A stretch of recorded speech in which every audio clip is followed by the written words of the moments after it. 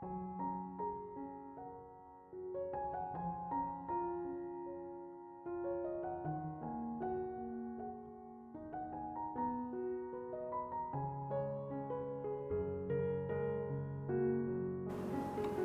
Ibu, Saudara-saudari, adik-adik kaum muda yang terkasih, Shalom, berkah dalam. Apa kabar? Tetap semangat karena Tuhan mencintai Anda. Hari ini saya mengajak Anda untuk kembali mendengarkan firman-Nya. Mari kita siapkan hati kita. Tuhan sertamu dan sertamu juga. Inilah Injil Yesus Kristus menurut Santo Lukas. Dimuliakanlah Tuhan. Yesus berkata kepada murid-muridnya, "Ikatlah persahabatan dengan mempergunakan mamon yang tidak jujur, supaya jika mamon itu tidak dapat menolong lagi, kalian diterima dalam kemah abadi. Barang siapa setia dalam perkara-perkara kecil, ia setia juga dalam perkara-perkara besar. Dan barang siapa tidak benar dalam perkara-perkara kecil, ia tidak benar juga dalam perkara-perkara besar. Jadi, jika kalian tidak setia mengurus mamon yang tidak jujur, siapakah yang akan mempercayakan harta sejati kepadamu? Seorang hamba tidak mungkin mengabdi dua tuan, karena jika demikian ia akan membenci yang seorang dan mengasihi yang lain. Atau ia akan setia kepada yang seorang dan tidak mengindahkan yang lain. Kalian tidak dapat mengabdi kepada Allah dan kepada Mamon." Semua itu didengar oleh orang-orang Farisi, hamba-hamba uang itu, dan mereka mencemooh Yesus. Maka Yesus berkata kepada mereka, "Kalian membenarkan diri di hadapan orang, tetapi Allah mengenal hatimu. Sebab orang yang dikagumi manusia dibenci oleh Allah." Demikianlah sabda Tuhan. Bapak, Ibu, Saudara-saudari, adik-adikku yang terkasih, bacaan Injil pada hari ini mengajak Anda dan saya untuk tetap setia kepada Allah. Hal-hal duniawi itu hal-hal yang mengantar kita untuk bisa sampai pada kerajaan Allah. Tapi kita harus setia pada Allah, bukan pada hal-hal duniawi. Hal-hal duniawi tidak salah. Yang salah adalah kita sebagai manusia kurang menempatkan diri mana yang menjadi porsi Allah, itu yang harus kita berikan kepada Allah. Bapak, Ibu, Saudara-saudariku yang terkasih, kita diajak untuk selalu mengabdi kepada Allah. Karena setiap orang yang mengabdi kepada Allah tidak akan pernah ditinggalkan. Dalam bacaan Injil tadi kita dengar, barang siapa yang setia dalam perkara kecil, dia akan setia dalam perkara yang besar. Tuhan mempercayakan kepada Anda dan saya tanggung jawab yang harus kita lakukan dalam hidup.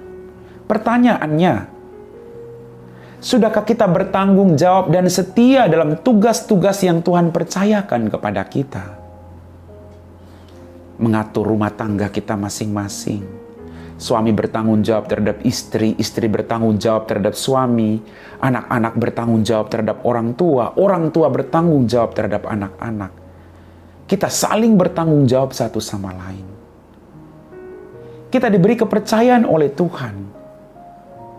Dan Tuhan melihat bagaimana kita berjuang untuk bertanggung jawab dengan semua kepercayaan yang Tuhan berikan kepada kita. Maka kalau kita setia dalam perkara kecil, kita juga pasti setia dalam perkara yang besar. Kalau Anda jujur dengan tanggung jawab yang sederhana, Anda akan diberi lagi tanggung jawab yang lebih besar. Karena semakin orang mempunyai, dia akan semakin diberi. Bapak, Ibu, Saudara-saudari, adik-adik kaum muda yang terkasih, kita diajak dan diingatkan oleh Yesus untuk setia, bertanggung jawab, dan setia pada komitmen kita. Kita dihadapkan pada tawaran-tawaran duniawi. Kadang tawaran duniawi itu luar biasa nikmatnya. Maka jelas, untuk masuk kerajaan surga itu kita harus melewati pintu yang sempit. Maka kita harus berjuang. Kita harus patuh setia kepada Allah, bukan kepada Mamon. Orang tidak dapat mengabdi kepada dua tuan. Maka fokuskan dirimu kepada Allah, maka segala sesuatu akan ditambahkan kepadamu. Tuhan mencintai Anda. Tuhan begitu setia dengan kita. Maka mari kita juga setia kepada Tuhan. Tidak usah melakukan perkara-perkara besar. Lakukan dari perkara-perkara kecil dulu. Karena ketika kita mampu dalam perkara kecil, maka perkara besar pun akan kita lakukan dengan setia. Amin. Bapak, Ibu, saudara-saudari, adik-adik yang terkasih, kita telah diteguhkan oleh firman Tuhan. Mari kita siapkan hati kita untuk berdoa. Dalam nama Bapa dan Putra dan Roh Kudus. Amin. Ya Tuhan, Allah Bapa kami dalam kerajaan surga, terima kasih Tuhan atas rahmat demi rahmat yang Kau berikan kepada kami. Ampuni dosa dan kesalahan kami. Kami berdoa bagi para pemimpin bangsa dan negara kami. Limpahkan mereka rahmat kesehatan, rahmat kebijaksanaan, agar mereka mampu memimpin bangsa dan negara kami menuju kepada kehidupan kesejahteraan bersama. Jauhkan bangsa kami dari perpecahan. Bantulah bangsa kami Tuhan, agar hidup saling menghargai satu sama lain, saling tolong menolong, dan biarlah damai sejahtera yang Kau bawa menjadi milik semua orang.